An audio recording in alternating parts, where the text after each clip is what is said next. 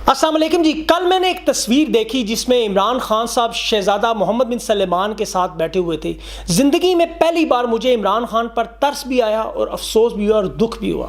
اس کی وجہ یہ تھی کہ یہ شخص گوچی، پراڈا، جورجو ارمانی کے کپڑے اور مارک ایکسپینسر کی چیزیں استعمال کرتا تھا، شہزادوں کے ساتھ گھومتا، ایلیٹ کلاس میں رہتا اور ان کے ساتھ اٹھتا بیٹھتا تھا. کل میں نے جب دیکھا شہزادہ محمد بن سلمان کے اندر ایک رعونت اور ایک تکبر اور خان صاحب کے چہرے پر ایک شرمندگی کی مسکراہٹ، تو یقین کریں میرا دل بڑا دکھا. اس چیز پر دل دکھا کہ انہیں ان ناکردہ گناہوں کی سزا مل رہی ہے جو انہوں نے کیے ہی نہیں. کرپشن سے پاک یہ شخص دوسرے لوگوں کی لتھڑی ہوئی کرپشن کی داستانوں کی وجہ سے آج اس حالت میں پہنچ گیا کہ اسے عربی شہزادوں کے سامنے جا کر $6 ارب کی بھیک مانگنی پڑی. انہوں نے اس شخص کو بھکاری بنا دیا کہ جس شخص نے اس ملک کی حالت بدلنی تھی. ابھی کچھ دن پہلے زلزلہ آیا، سب لوگ وہاں سے، کچھ وزراء بھی اٹھ کر بھاگے. عمران خان صاحب کو سیکیورٹی نے کہا اٹھیں، لیکن وہ نہیں اٹھے. اس چیز نے، جو باڈی لینگویج کے ایکسپرٹ ہیں وہ بتاتے ہیں کہ یہ چیز ثابت کرتی ہے کہ مشکل وقت میں یہ شخص چھوڑ کر لندن یا کہیں اور بھاگے گا نہیں.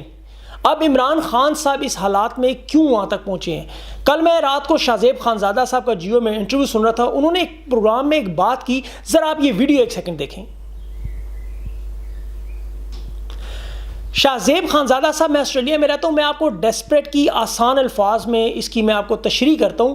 اگر آپ کے پیٹ پر لات لگے اور آپ گھٹنوں کے بل گر کر، ہاتھ جوڑ کر کسی کے قدموں میں گر کر وہ سوال کریں، وہ بھیک مانگیں جس کی آپ کو ضرورت ہی نہ ہو، تو اسے کہتے ہیں desperate. Head of the state desperate نہیں ہوتے، وہ لوگوں کے لیے ڈیسپریٹ بنتے ہیں. اگر ہیڈ آف اسٹیٹ کے وال اسٹریٹ جرنل میں اگر کالم آئیں، ان کی کرپشن پر مضمون چھپیں، ان کی بچیوں کے، بیٹی کے اکاؤنٹ سے اربوں خربوں روپے نکلیں، فلودے والے اور رکشے والے کے اکاؤنٹ سے اربوں روپے نامعلوم مقام سے آ جائیں، تو پھر یہ ہیڈ آف اسٹیٹ جو کہ صرف 60 دن کا ہیڈ آف اسٹیٹ ہے، جس کا تو ابھی ہنی مون پیریڈ بھی نہیں ختم ہوا، یہ جا کر وہاں پر بھیک نہ مانگے تو کیا کرے؟ شاہ زیب خانزادہ صاحب، آپ بہت ماشاءاللہ بہت بڑے ٹیلنٹڈ اینکر ہیں پاکستان کی ہسٹری کے.